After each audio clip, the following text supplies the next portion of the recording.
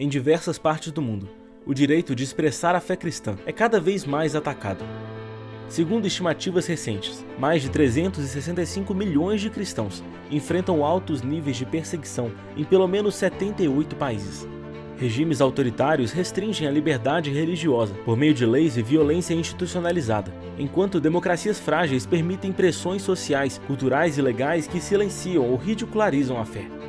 O parágrafo 13 do Pacto de Lausanne nos lembra que o chamado bíblico é para que o povo de Deus abrace a fidelidade até o fim, sem negociar a verdade, sem ceder ao ressentimento e sempre respondendo com amor. Diante disso, como a igreja brasileira pode preparar sua nova geração para perseverar com mansidão e firmeza diante das pressões do nosso tempo, lutar pela liberdade religiosa de todos e apoiar a igreja perseguida ao redor do mundo? Honra estar aqui, ouvindo tantas referências de gerações diferentes. A maioria não me conhece, mas eu conheço a maioria de vocês. Vocês têm sido referência na minha caminhada, né? Pensando na primeira geração, e inspiração nessa continuidade aí, pensando nessa geração mais jovem. Eu amo que Lausanne tem tantas essas redes temáticas que manifestam e expressam a beleza do corpo de Cristo em suas diversidades, seus dons, as suas funções.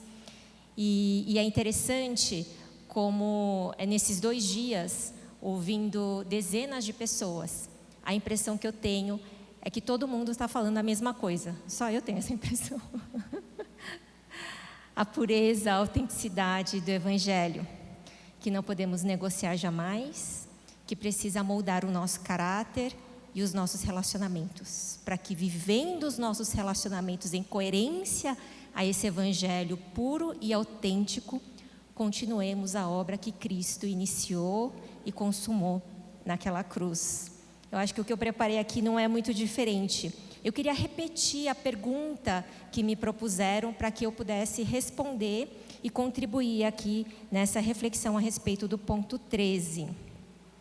Como a igreja brasileira pode preparar sua nova geração para perseverar com mansidão e firmeza diante das pressões do nosso tempo, lutar pela liberdade religiosa de todos e apoiar a igreja perseguida ao redor do mundo? Tem 2 perguntas aqui dentro dessa, eu vou destrinchá-las, mas como introdução eu queria citar um parágrafo do Manifesto de Manila. Estamos decididos a não ofender desnecessariamente em nada, para que o nome de Cristo não seja desonrado. Entretanto, não podemos evitar a ofensa da cruz. Por causa de Cristo crucificado, oramos para que possamos estar prontos por sua graça, para sofrer e até mesmo morrer. Então, a primeira pergunta dentro daquela é: como a igreja brasileira pode preparar sua nova geração para perseverar com mansidão e firmeza diante das pressões do nosso tempo? E aí eu vou precisar ser redundante e repetir o que nós já ouvimos, mas a igreja precisa ser diligente no ensino fiel do Evangelho, de forma que haja clareza quanto ao que de fato é o Evangelho que gera a perseguição inevitável a respeito da qual Cristo nos preveniu. E a igreja precisa discipular os crentes de forma que seu caráter e relacionamentos sejam coerentes com esse Evangelho. A perseguição por causa da ofensa da cruz, aqui citando o manifesto, não é igual à oposição que o cristianismo pode sofrer porque desonramos a Cristo. De que evangelho e de que perseguição estamos falando? Eu acredito que seja uma reflexão urgente e necessária. A importância, portanto, da compreensão e prática autênticas do Evangelho. Quando a gente pensa em Paulo, alguém citou Daniel aqui, a perseguição e o sofrimento que eles enfrentaram foram motivadas essencialmente pela proclamação de um evangelho que afirmava que Jesus era Senhor e Deus, único Salvador e único digno de adoração. Eles se recusaram a se curvar diante de qualquer outra coisa que não fosse esse Deus. E isso gerou perseguição e sofrimento. E dessa perseguição e sofrimento, nós também não podemos estar isentos. Ao mesmo tempo, entre os crentes, o evangelho pregado por Paulo era atacado porque insistia em que não poderia haver distinção entre pessoas que crescem em Cristo e tivessem sido justificados pela cruz. Então, crer em Cristo e ser justificado pela cruz, deveria ser condição única e suficiente para quem quer que fosse, independente da sua raça, cor, gênero, histórico, condição social, ideologia, política. Crer em Cristo e ter sido justificado para a cruz era e deveria ser condição única e suficiente para essa pessoa fazer parte, ser incluída na comunidade de fé. Então, nesse sentido, temos que o Evangelho provoca duas coisas. Primeiro, a integridade do crente na adoração e serviço exclusivos ao único Senhor, não se corrompendo, nem negociando as verdades do Evangelho, com tendências socioculturais, ideologias e tudo mais que nós já ouvimos. Em segundo, a constante disposição em edificar e permanecer em unidade com quem quer que tenha sido justificado pela graça da cruz, sem qualquer distinção. E não é sobre apenas reagir recebendo quem é diferente, mas intencionalmente praticando o amor, buscando o que está perdido e, no caso do nosso tema de hoje, participando e se envolvendo com os irmãos que estão em situação de perseguição ao redor do mundo. E esse é o evangelho que ofende. E é nossa responsabilidade garantir que somente esse evangelho seja proclamado, ainda que ofenda. Ao mesmo tempo em que temos também a responsabilidade de nos submetermos uns aos outros, como aqui estamos fazendo, para aprender e ser corrigido, quando o evangelho que estamos anunciando não é o evangelho puro e autêntico. A segunda pergunta, então, dentro daquela é: como a igreja brasileira pode preparar sua nova geração para lutar pela liberdade religiosa de todos e apoiar a igreja perseguida ao redor do mundo? E aqui eu queria trazer o texto que a Mila citou também, 1 Coríntios 12. Há diferentes tipos de dons, mas o Espírito é o mesmo. Diferentes tipos de ministérios, mas o Senhor é o mesmo.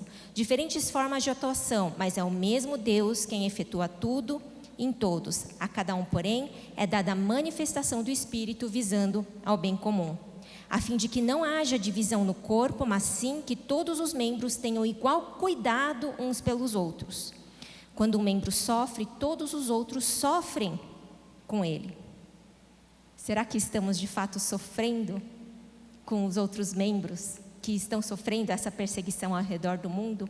Ou é um tema tão distante, é um tema tão estranho, é um tema tão monótono, pelo qual eu não tenho me interessado e nem quero me interessar, porque parece que vai exigir de mim um passo mais do que eu já estou satisfeito em dar, em nome de Jesus. Quando o membro é honrado, todos os outros se alegram com ele. Vocês são o corpo de Cristo e cada um de vocês individualmente é membro deste corpo. E aí eu pensei em dois aspectos a respeito desse corpo: o funcional e o relacional, que eu consigo ver nesses versículos. Funcionalmente, precisamos compreender com clareza a nossa função no corpo, para, somando com as outras demais funções, colaborar para que o corpo cumpra tudo o que o cabeça deseja e ordena. Então a gente costuma destacar a nossa função, o nosso papel, o nosso lugar no corpo, para justificar e nos acomodar no nosso ministério e nos nossos projetos. Mas não é sobre isso e não é para isso que o corpo de Cristo aponta. É sobre nos lembrar que o que eu faço e o meu papel nesse corpo é uma parte que precisa colaborar com outras, assim como ela também precisa de outros para poder cumprir a sua função final, que é o que o Evangelho proclama: a reconciliação e a restauração do ser humano com seu Criador e, consequentemente, com o seu semelhante. Então, em última análise, o discernimento e exercício dos dons concedidos pelo Espírito não dizem respeito a vivências individuais de serviço, ministério ou quaisquer projetos, mas na unidade desses diversos dons para o cumprimento do único propósito legítimo, que é a vontade do Pai, de ser conhecido e assim salvar. Assim, cada igreja local, cada ministério, cada crente tem a responsabilidade não apenas quanto ao que Deus quer e está fazendo em seu contexto, mas também o que Deus quer fazer e está fazendo em outros, especialmente nos contextos em que há perseguição contra a igreja. E isso não apenas por causa da complementaridade dos dons e funções do corpo, mas especialmente porque, como membros do mesmo corpo, temos a responsabilidade, como Paulo nos exorta, de cuidar uns dos outros, sofrer uns com os outros, nos alegrar uns com os outros, sentir a dor uns dos outros. Significa que a perseguição que parte do corpo está sofrendo ao redor do mundo precisa doer em mim, precisa estar nas minhas orações, precisa nos mover. Não é sobre, esse é o ministério que Deus me deu, essa é a minha função no corpo, e eu estou cumprindo, e mandando ver, e arrasando. É sobre o que o corpo como um todo precisa cumprir aqui nessa terra, enquanto aguardamos a volta do nosso Senhor. E como cada um de nós pode colaborar nesse todo. Esse entendimento, então, orienta o crente a ser não apenas fiel, mas fiel colaborador. As igrejas em contextos de liberdade religiosa precisam colaborar com as igrejas em contextos de perseguição, disponibilizando e compartilhando todos os recursos necessários e possíveis para que o Evangelho continue sendo proclamado e os irmãos que sofrem por causa da fé sejam fortalecidos. Eu sei que esse é um espaço de pensar, de escuta, e eu sei que sempre quando a gente vai para o pragmatismo, a gente corre o risco de reduzir algo que é maior, que é mais profundo, que é mais verdade. Mas eu queria encerrar trazendo aqui um exemplo da minha vivência, da minha experiência. O Business as Mission é uma ferramenta que nasceu ali de Lausanne como estratégia para a gente poder continuar evangelizando os países em que há perseguição religiosa e que foram se fechando e estão fechados ao Evangelho. Um casal de amigos brasileiros, hoje eles voltaram para o Brasil, mas por 15 anos na Índia, eles dispuseram a sua vida ao Senhor para proclamar o Evangelho. E aí eles viveram naquele início dos 15 anos, o entra e sai por causa do visto, até que as portas se fecharam definitivamente, e eles entenderam como direção de Deus de abrir um negócio que foi uma escola de idiomas.